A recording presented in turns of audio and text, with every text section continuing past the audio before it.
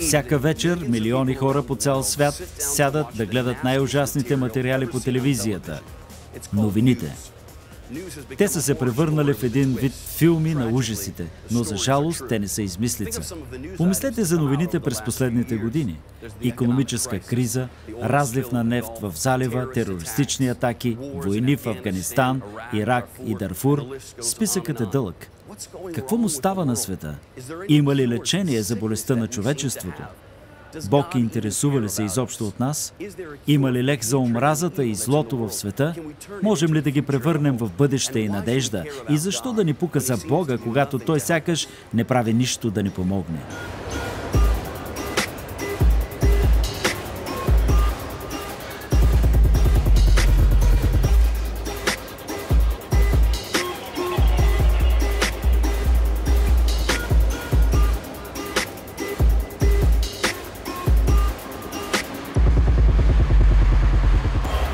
Понякога изглежда, че Бог е далече, но истината е, че Той е направил нещо срещу злото в света. Преди 2000 години Той изпрати Своя Син Исус Христос да умре на кръста за нашите грехове и за греховете на целия свят.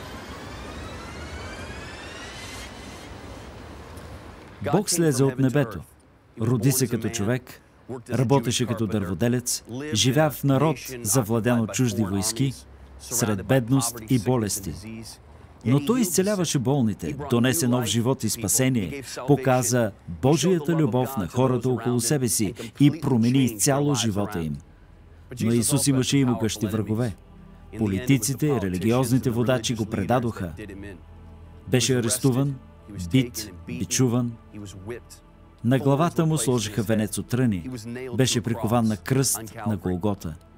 Там Той умря за твоите грехове. Приятелю, Той понесе всичко, защото беше част от Божия план за спасението на твоята и моята душа. Бог не пренебрегва човешкото страдание. Също като новините вечер, Евангелието показва, че с човечеството е станало нещо ужасно. Но за разлика от тях, то казва, че Бог е направил нещо, за да промени всичко това.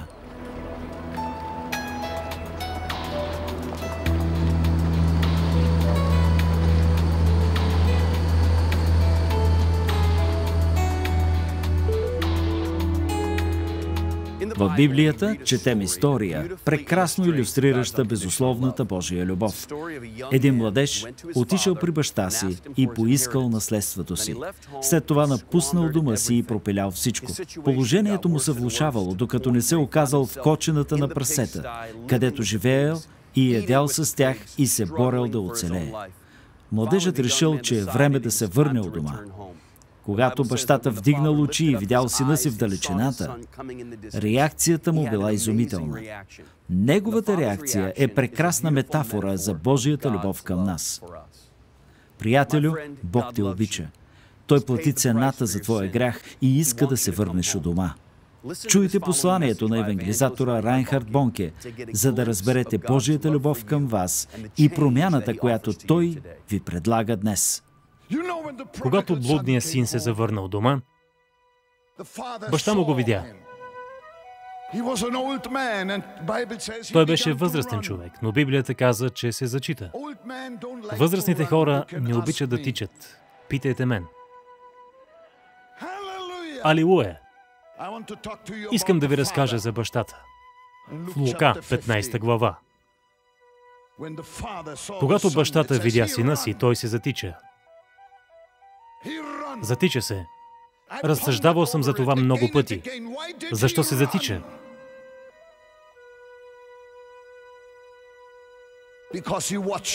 Защото видя сина си как се влачи едва към дома. Прави 2 крачки. После спира.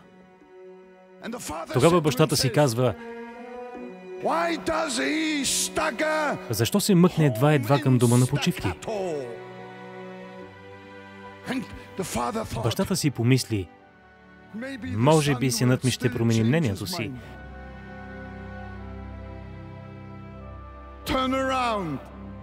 Ще се обърне и ще се върне към копчената на прасетата.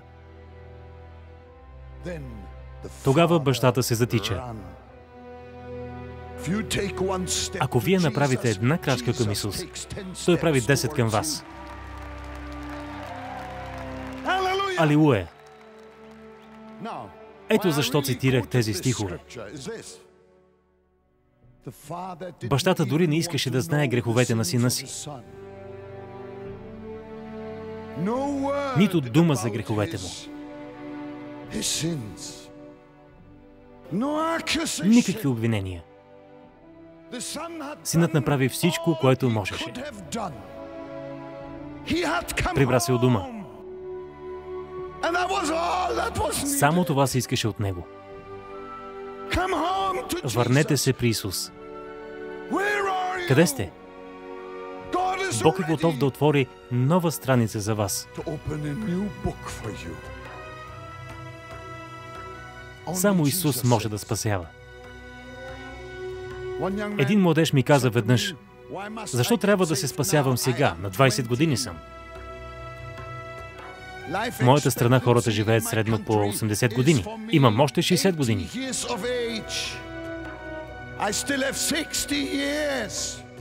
Може да се спася, когато стана на 70 или на 79.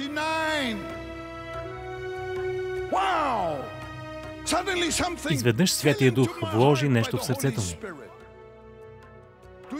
Искате ли да го чуете?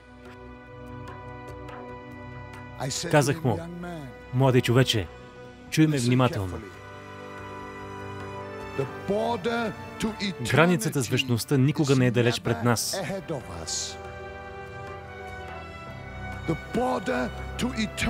Границата с вечността винаги върви успоредно на живота.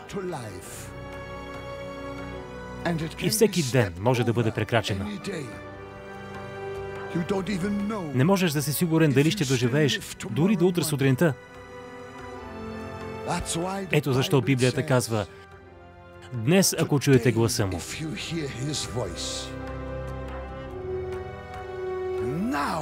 днес е денят на спасението ви. Може да сте само на една крачка от вечността. Но в момента сте само на една крачка от спасението. Чрез Исус Христос.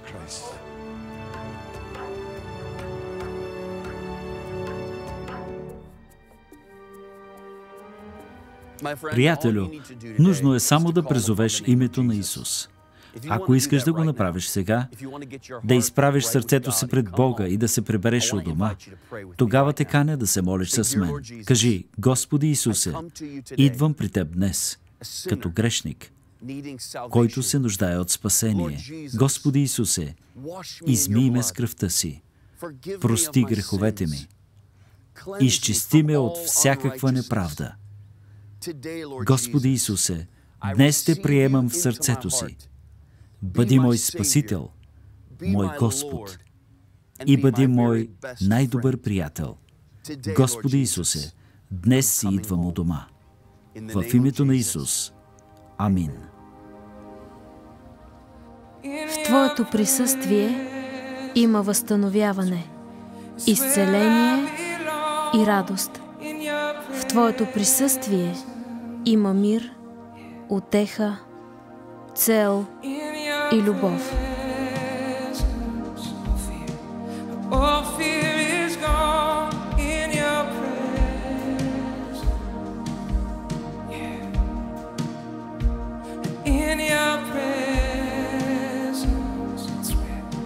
It's where I belong, in your presence.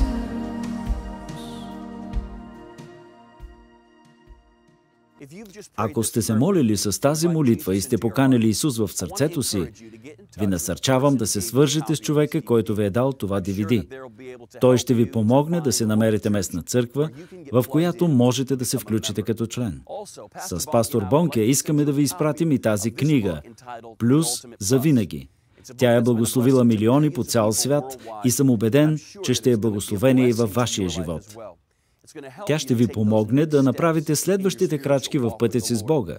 Свържете се с нас на адреса, посочен на екрана. Бог има големи планове за вашия живот.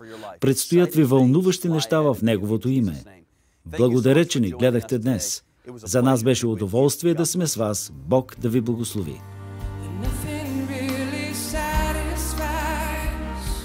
Кръстът на Христос е най-големият знак плюс. Самичък, аз съм изгубен, но аз плюс Исус е равно на Божие дете. Райнхард Бонке.